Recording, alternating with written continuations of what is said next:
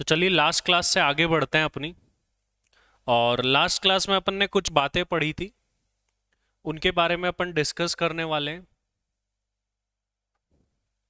एक दो करेक्शन भी मुझे कराने हैं आपको। अच्छा, पहली चीज तो अपन ने एक चीज गलत लिख ली थी, प्रोनाउंसिएशन में गलत हो गया, तो अपन ने लिखने में भी वो गलती कर दी। अपन को एक चीज करेक्ट कर लेनी है, दैट इज टर्नओवर। 450 करोड़ लिख लिया अपन ने, बातों ही बातों में ध्यान नहीं दिया। वो 400 करोड़ कर लेना, कंपनी का 25% वाला। वो 400 करोड़ है, वहां पर 450 करोड़ की जगह। एक चीज तो वो क्लियर कर लेना है ना। ये क्लियर कर लिया। अब एक और चीज बताता हूं, उसके ऊपर डिस्कस करते हैं। देखिए ध्यान से, लास्ट क्लास में भी अपन डिस्कस कर रहे थे, उसको मैं डिटेल के अंदर आपको एक चीज बता रहा हूं, उसको ध्यान से समझना बेटा। सीनियर सिटीजन और सुपर सीनियर सिटीजन कैसे डिसाइड करें।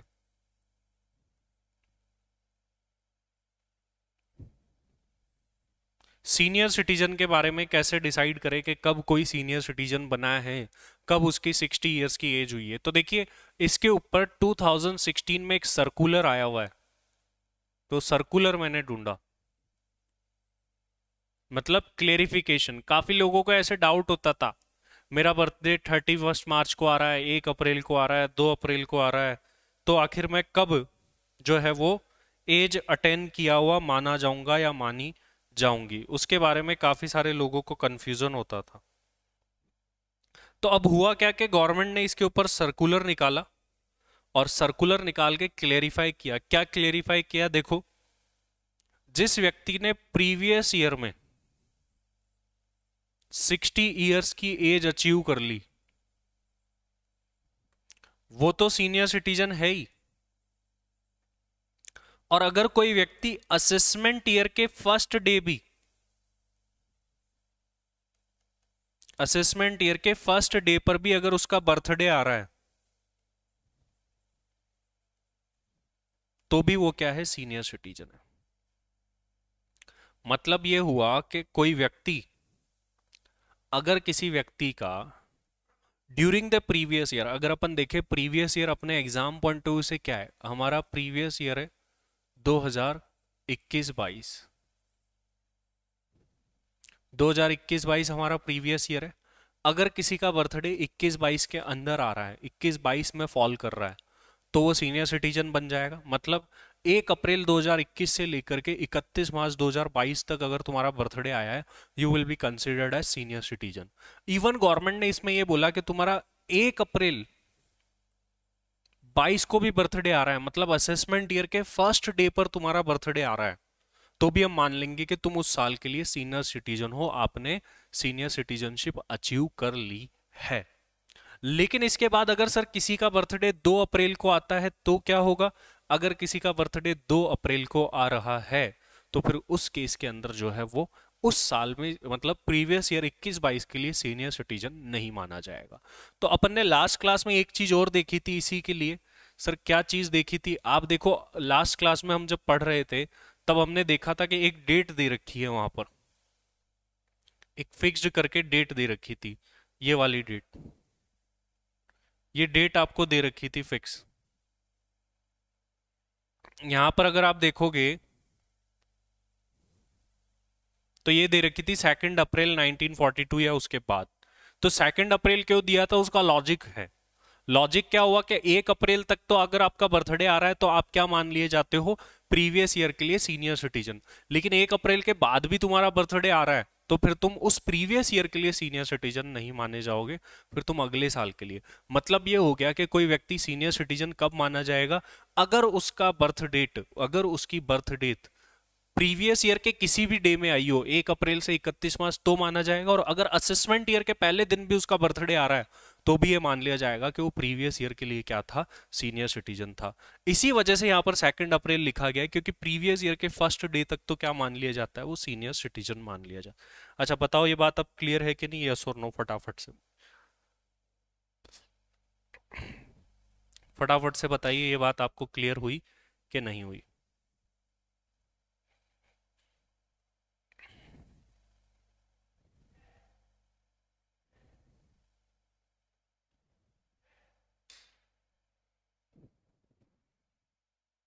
फटाफट से बताओ भाई, ऑनलाइन वाले बताओ फटाफट से, यस और नो, ताकि हम आगे बढ़ पाए। क्लियर है? ओके भाई, बाकी लोग भी बताओ। ठीक है, तो आपको क्या कर लेना, ये वाला तो कंसेप्ट अपन क्लियर कर रहे थे, और एक आपको जो कंपनी वाला है वहां पर 400 करोड़ कर लेना भाई। 450 करोड़ लिख लिया था बातों बातों में, पहले 250 करोड़ हुआ करता था, तो वो बातों बातों में अपन ने 250 का 450 कर लिया, तो उसको करेक्ट कर लेना। ठीक है, चलिए अब आगे बढ़ते हैं। तो लास्ट क्लास में हमने ये सब पूरा कर लिया था, इसके आगे बढ़ते हैं। देखो, टैक्स रेट्स वगैरह सर हम देख चुके हैं सारी सब कुछ। अब अदर एसएससीज ये भी देख चुके थे अपन, लेकिन एक बार पढ़ लेते हैं इसको कि सर बाकी एसएससी पर टैक्स की रेट क्या है। तो देखो, फर्म एलएलपी पर हमने देख लिया था, सीधी सीधी टैक्स की रेट कितनी लगेगी, 30%। मतलब अगर फर्म ने 100 रुपए भी कमाए हैं तो 100 रुपए का उसको 30% टैक्स देना है, 30 रुपीज, सीधा सीधा। ये फर्म के ऊपर टैक्स की रेट थी। सरचार्ज को हम अलग से पढ़ेंगे तो बात नहीं कर रहे हैं। सभी के ऊपर हेल्थ एंड एजुकेशन सेस की रेट जो है वो 4% होती है, हम पढ़ते आए। इसका भी बाइफरकेशन दूं तो इसमें हेल्थ सेस 1% होता है और एजुकेशन सेस वहीं पर 3% होता है आपका। और फर्दर एजुकेशन सेस 3% में भी जाए तो इसमें सेकेंडरी एजुकेशन सेस होता है 2% और हायर सेकेंडरी एजुकेशन सेस होता है 1%। तो इस तरीके से ओवरऑल जाकर के 4% की जो है वो हेल्थ एंड एजुकेशन सेस की रेट बनती है, जो हमको पता है। इसके अलावा अपन ने कंपनी देख लिया था कि कंपनी के लिए टैक्स की रेट क्या है। नॉर्मली डोमेस्टिक कंपनी अगर 19-20 में 400 करोड़ तक टर्नओवर है, हमने लॉजिक देखा था कि 19-20 ही क्यों लिया गया है, तो टैक्स की रेट कितनी है, 25%। बट अगर इससे ज्यादा है तो 30% की टैक्स रेट, मतलब छोटी और बड़ी कंपनी अपन ने देखा था। और फॉरेन कंपनी पर 40%। देखो ये 400 वाला ठीक कर लेना, ये रहा 400 करोड़। चलो अब आगे बढ़ते हैं, आगे की चीज देखते हैं सर। अब आगे हम क्या पढ़ने वाले हैं। बेसिक टैक्स रेट्स अपन ने देख लिए, अब अपन सरचार्ज देख लेते हैं। फिर 115 बीएसी कब देखें सर, पहले 115 बीएसी देख लेते हैं। चलो ऐसा करते हैं।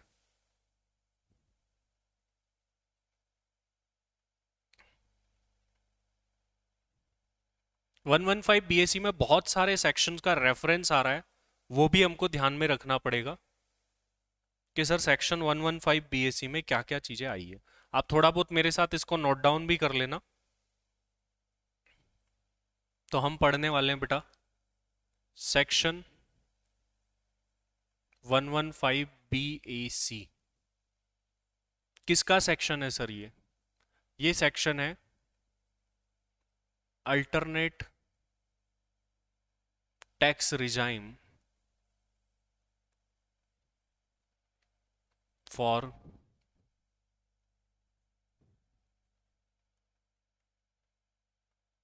Individual HUF. मतलब पहली बात तो तुमको ये क्लियर होनी चाहिए कि ये जो नई टैक्स रेट वाली स्कीम लाई गई है भाई, ये अल्टरनेट टैक्स रिजाइम वाली जो स्कीम लाई गई है, ये ओनली एंड ओनली किसके लिए है भाई सर, ये only and only individual and HUF के लिए ही है। पहली बात तो ये क्लियर कर लो तुम। तो ये जो अल्टरनेट टैक्स रिजाइम वाली अपन स्कीम पढ़ रहे हैं, ये only for individual and HUF लाई गई है। ठीक है सर, ये बात क्लियर है। अब इसके आगे हम देखें टैक्स रेट्स क्या क्या है। पहली बात तो इस सेक्शन के लिए, इस स्कीम के लिए जो इलिजिबल असेसी है वो कौन है सर,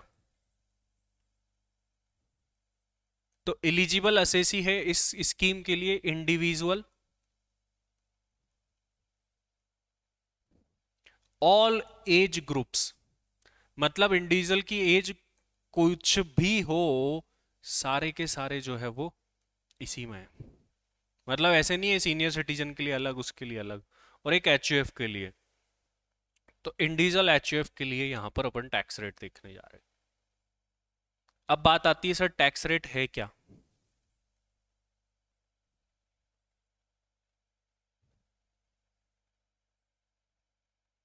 टैक्स रेट्स क्या है भाई, देखो बेटा, तो जो टैक्स रेट्स है वो बड़ी सिंपल है। बहुत ही सिंपल टैक्स रेट है। इसमें पता है लॉजिकली कैसे बनाया गया है सेक्शन को? आप क्या करो, इसकी टैक्स रेट तुमको देखनी है अगर, तो तुम 2.5 लाख से इनकम बढ़ाते जाओ और 5-5% से टैक्स की रेट बढ़ाते जाओ, दैट्स इट। 2.5 लाख से इनकम बढ़ाते जाओ, 5-5% से टैक्स की रेट बढ़ाते जाओ। ये सिंपल सा कंसेप्ट है यहाँ पर। देखो बेटा, इस सेक्शन में क्या किया गया है मैं आपको बताता हूँ। 115 बीएससी सेक्शन में क्या होता है कि अप टू 2,50,000, मतलब यहां पर भी एग्जम्पशन जो है वो 2.5 लाख रुपए ही है। 2.5 लाख रुपए तक कोई टैक्स नहीं लगता। तो अप टू 2,50,000 जो आपकी इनकम है दैट इज एग्जम्प्ट। 2.5 लाख से लेकर के 5 लाख तक 5% की टैक्स रेट है। 5 लाख से लेकर के 7,50,000, 7.5 लाख तक 10%। 7,50,000 टू 10 लाख फिर अगेन 5% बढ़ा लो। फिर 10 टू 12,50,000 फिर अगेन 5% बढ़ा लो। 12,50,000 टू 15 लाख अगेन 5%। 15 से ऊपर कोई रेट नहीं बढ़ेगी। 30% पे जाके तुम रुक जाओगे। सर अकॉर्डिंगली बनता क्या है? देखो बनता ये है, अभी मैं टैक्स रेट्स आपको लिखवा भी देता हूँ, ये नोट डाउन भी कर लेना तुम मेरे साथ में। बेसिक्स की कुछ चीजें अपन नोट करेंगे, फिर धीरे धीरे अपन जो है बुक से ही सारे कंसेप्ट पढ़ेंगे, क्योंकि इतना ज़्यादा अपन नोट नहीं कर सकते। लेकिन तुमको जैसा कि पता है इंटर से ही मैं नोट भी कराता हूँ काफ़ी चीज़ें। क्या होता है कि जब अपन किसी चीज़ को लिखते हैं तो वो लर्न हो जाती है और सिंप्लीफाइड भी अपन उसको कर देते हैं ड्यूरिंग द क्लास। तो अब तुम देखिए, अब यहाँ पर क्या करना है अपन को। इनकम सबसे पहले आता है अप टू 2,50,000। टैक्स की रेट नोट कर लेंगे आप यहाँ पर निल। फिर 2,50,000 से ज्यादा और 5 लाख रुपीज तक टैक्स की रेट कितनी है? 5% सर। 5 लाख से ज्यादा 10 लाख रुपीज तक नहीं सर, अब 10 तक नहीं आओगे। अब हम ओनली 2.5 लाख से इनकम बढ़ाएंगे, नॉर्मली हम वहीं तक जाते। ठीक है, फिर अगली कैटेगरी क्या बनेगी? अगली कैटेगरी बनेगी 7,50,000 से 10 लाख तक। उसकी अगली कैटेगरी बनेगी 10 लाख से ज्यादा और 12,50,000 तक। फिर उसकी अगली कैटेगरी बनेगी सर 12,50,000 से ज्यादा और 15 लाख तक। और लास्ट कैटेगरी बनेगी अबाउ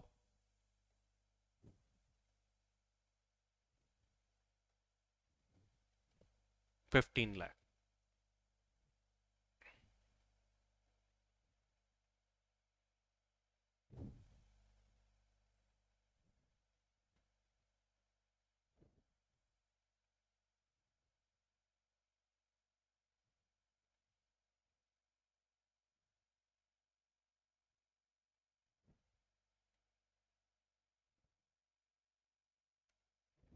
अब सर टैक्स रेट्स क्या क्या है?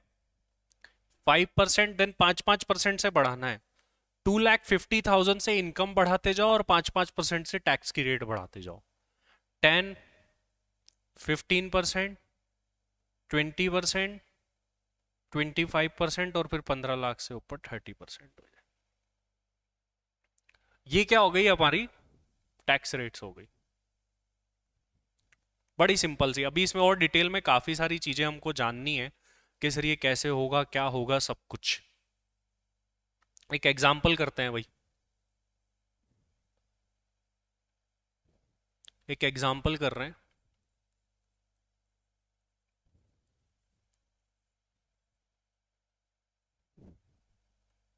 Calculate tax liability of mister Shyam whose age is 62 years and total income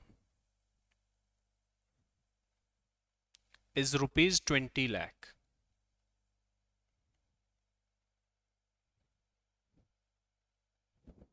By new and old tax rates. मतलब ये जो नया वाला, ये जो 115 BAC है, ये एक ऑप्शनल सेक्शन है। तुम्हारी इच्छा हो, श्रद्धा हो तो लो, वरना मत लो। सर कौन नहीं लेगा, इसमें तो ऑलरेडी टैक्स रेट कम है तो हर कोई लेना चाहेगा। Yes, your point is valid, but होता है ना कि कुछ पाने के लिए कुछ खोना पड़ता है। तो इस 115 BAC सेक्शन को भी अगर आपको लेना है तो आपको काफी सारी एग्जम्पशन, डिडक्शंस को, रिबेट्स को छोड़ना पड़ता है, जो अपन देखने वाले हैं अभी आगे। चलो अब प्रैक्टिस कर लेते हैं कि इसमें अपन निकाल करके देख लेते हैं टैक्स लायबिलिटी। 20 लाख रुपीज की इनकम है, अपन क्या करते हैं, पहले तो ओल्ड वाले से निकाल लेते हैं और फिर न्यू वाले से निकालेंगे, जो ऑलवेज नॉर्मल भी बोल सकते हो तुम इसको, जो नॉर्मली यही चलती है।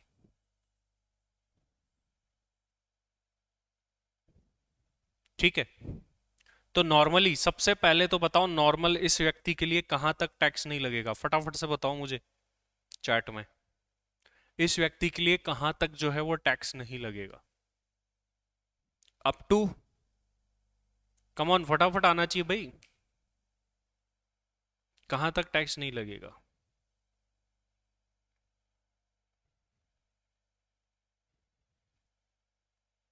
यस, 3 लाख। क्यों 3 लाख सर? क्योंकि 62 इयर्स की एज है। 62 इयर्स की एज है तो 3 लाख तक टैक्स नहीं लगेगा। नॉर्मल लोगों के लिए 2.5 लाख तक नहीं लगता, लेकिन ये 62 ईयर्स है, नॉर्मल स्कीम में सीनियर सिटीजन के लिए 3 लाख तक टैक्स नहीं लगता। तो हम कैसे निकालेंगे? अप टू 3 लाख टैक्स कितना बनेगा? निल। 3 लाख से ज्यादा और 5 लाख तक कितना करे सर? 5%। तो यहां पर 2 लाख है, 2 लाख का 5% होगा 10,000 रुपीज आ जाएगा। 5 लाख से ज्यादा और 10 लाख तक 20%, 1 लाख आ जाएगा। फिर 10 लाख से ज्यादा और कितना बोला गया है? 10 से जितना भी आगे तक हो, 20 लाख तक 30%, 3 लाख रुपीज।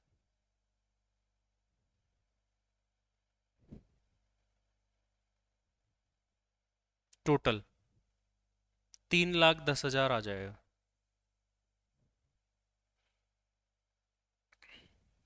ये नॉर्मल के अकॉर्डिंग हो गया। अब न्यू टैक्स एग्जाम में अगर जाते हैं तो क्या होगा?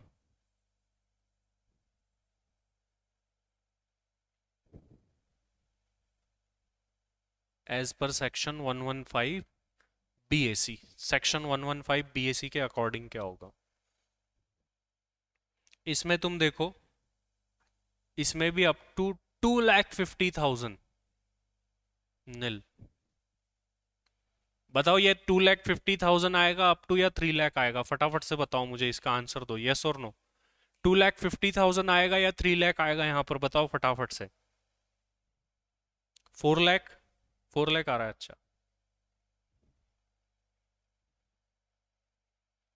इधर बताओ फटाफट से, 2,50,000 आएगा या 3 लाख आएगा अप टू? सीनियर सिटीजन है, क्या आएगा यहां पर? तो मैं बता दूं भाई तुमको कि सर यहां पर जो है अप टू 2,50,000 ही आएगा, क्योंकि 115 BAC irrespective of the age, age नहीं देखते, उम्र ना पूछो मेरी, ये बोलते हैं। बस तुम काम देखो, इनकम देखो। तो यहां पर चाहे सीनियर सिटीजन हो, नॉन सीनियर सिटीजन हो, सबके लिए यही वाली स्कीम। फिर 2.5 लाख तक कुछ नहीं। देखो इधर दोनों में फर्क बताना बहुत जरूरी है मेरे लिए, इसलिए मैंने तुमको ये बताया है। इधर देखोगे ना तुम, तो अप टू 3 लाख तक कुछ नहीं लगा, इसलिए मैंने ये सीनियर सिटीजन का लिया था। और इधर देखो 2.5 लाख तक कुछ नहीं लगा। तो ये दोनों में एक बेसिक सा फर्क है, जो अपन को यहाँ पर क्या हो गया कि कुछ भी एज हो यही रहेगी।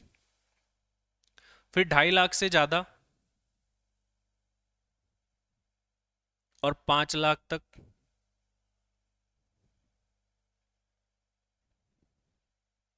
कितना परसेंट हो जाएगा भाई? 5%।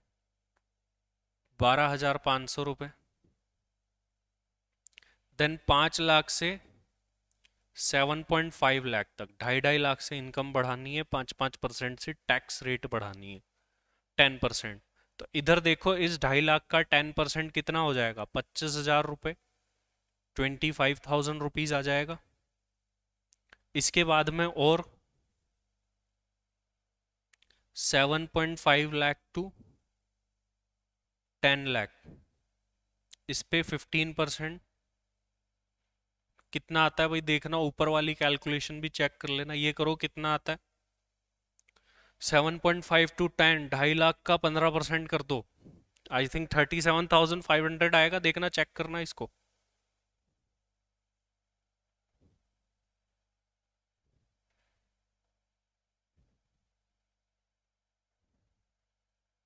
इसके बाद में 10 लाख टू 12.5 लाख, 20%। अगेन 2.5 लाख का 20% करना है, कितना आएगा? I think 50,000। फिर नेक्स्ट क्या बनेगा सर? 12.5 लाख टू 15 लाख, 25%। फटाफट से कैलकुलेट करके बताओ मुझे कितना आ रहा है।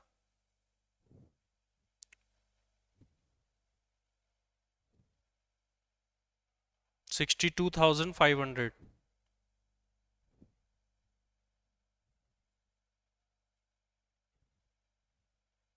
ठीक है। लास्ट अबाउ 15 लाख, तो अबाउ 15 लाख लिखने की जगह मैं वो लिख देता हूं, कहां से कहां तक? 15 लाख से ज्यादा और 20 लाख तक 30%। तो 5 लाख का 30%, आई थिंक 1.5 लाख रुपए आना चाहिए। ये टोटल कर दो बेटा, फटाफट से बता दो मुझे क्या आ रहा है। टोटल टैक्स इस वाली स्कीम के साथ अगर ये जाते हैं तो इनका टोटल टैक्स कितना आ रहा है? फटाफट से निकाल दो, टोटल कर दो फटाफट से। 12,500, 25, 37,500, इन सबको कर दीजिए टोटल। इधर भी कुछ आता है क्या भाई, कैलकुलेटर वगैरह?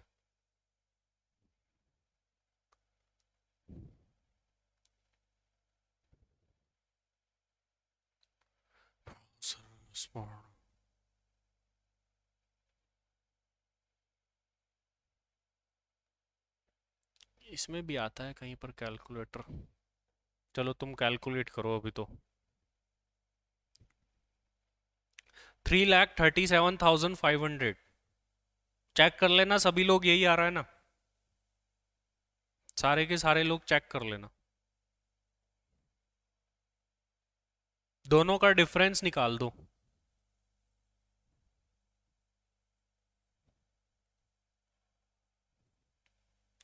4,10,000 माइनस 3,37,500, डिफरेंस कितना आ रहा है? 72,500 का। ये इस पर्सन को न्यू टैक्स रिजाइम 115 बीएसई में जाने से इतना फायदा हो रहा है। एक्चुअल में है क्या बेटा, अभी तो ओनली लोअर टैक्स रेट का बेनिफिट मिला है, लेकिन तुम 115 बीएसई में जाते हो ना, तो तुमको काफी सारी एग्जम्पशन डिडक्शंस वगैरह छोड़नी पड़ती है, सैक्रिफाइस करनी पड़ती है। तो काफी सारे लोगों के ऐसा होता है कि जब तुम एग्जम्पशन डिडक्शन को छोड़ोगे, लॉजिकली मेरी बात को सुनना, टैक्स रेट इधर कम है, लेकिन जब तुम काफी सारी एग्जम्पशन डिडक्शन छोड़ के आओगे तो तुम्हारी टोटल इनकम ऑटोमेटिकली इस 115 बीएसई में ज्यादा आएगी। जब इनकम ज्यादा आएगी तो ऑटोमेटिकली टैक्स लगभग यही निकलना है। बट एग्जाम में हमारे क्वेश्चन आ सकता है, कैसे क्वेश्चन आ सकता है? हमको बोलेगा कि इस व्यक्ति को नॉर्मल स्कीम के साथ जाना चाहिए या 115 बीएसई के साथ जाना चाहिए। ये काम हम कब कर पाएंगे? जब हम ये पढ़ लेंगे कि ये 115 बीएसई में जाने पर कौन कौन सी चीजें सैक्रिफाइस करनी पड़ती है, कौन कौन से डिडक्शन नहीं देने अगर इसके साथ जा रहे हो, कौन सी एग्जम्पशन नहीं देनी, ये भी हमको फॉर द टाइम बिंग हमको सीखनी है धीरे धीरे। अभी अपन पूरी कैलकुलेशन सीखे नहीं है, धीरे धीरे सब कुछ सीख जाएंगे। तो इस तरीके से इन दोनों में टैक्स रेट निकालनी है। फटाफट से मुझे बता देंगे क्या ये आपको बात क्लियर हो गई कि नहीं हो गई, ताकि हम बढ़ पाए आगे। यस, फटाफट से बता दो मुझे, यस और नो, क्या ये आपको क्लियर हो गया कि नहीं हो गया ये बात, so that we can move further. चलिए बहुत बढ़िया, आगे बढ़ते हैं।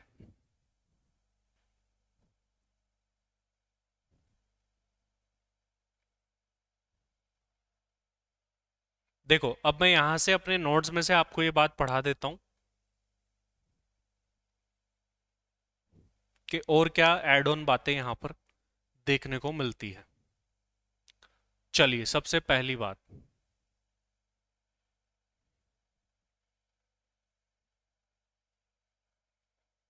देखो यहां पर क्या बोला गया है, no change in slab rate and surcharge and higher education cess, मतलब एजुकेशन सेस ही बोल लो, अब तो हेल्थ एंड एजुकेशन सेस हो गया।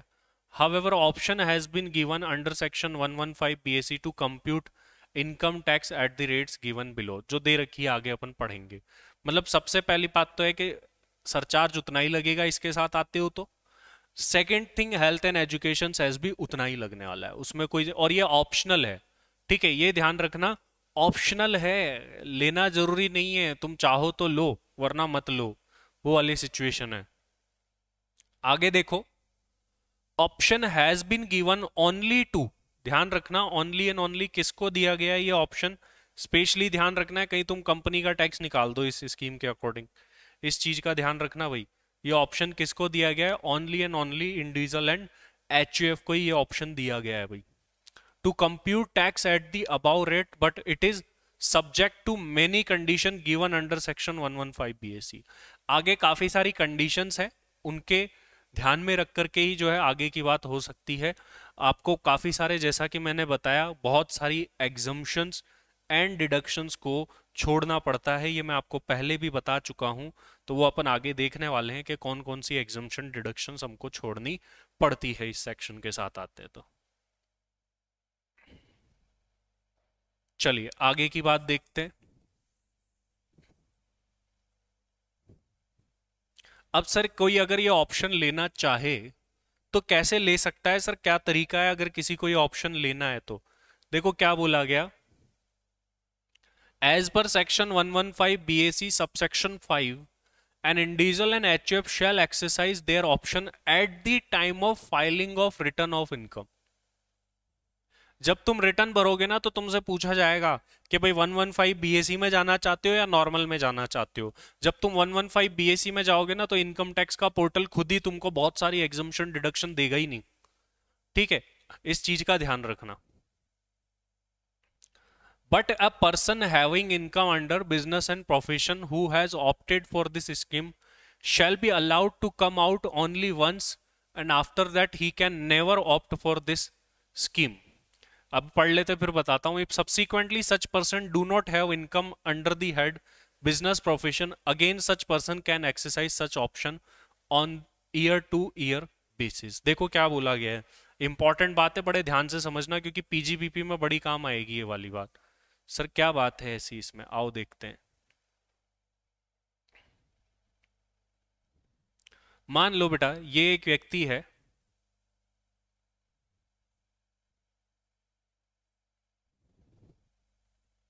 इस व्यक्ति की पीजीबीपी हेड की इनकम है,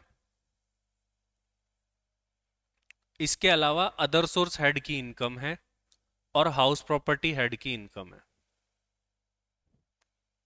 क्या ये स्कीम को ले सकता है, ऑप्ट कर सकता है, 115 BAC को कर सकता है?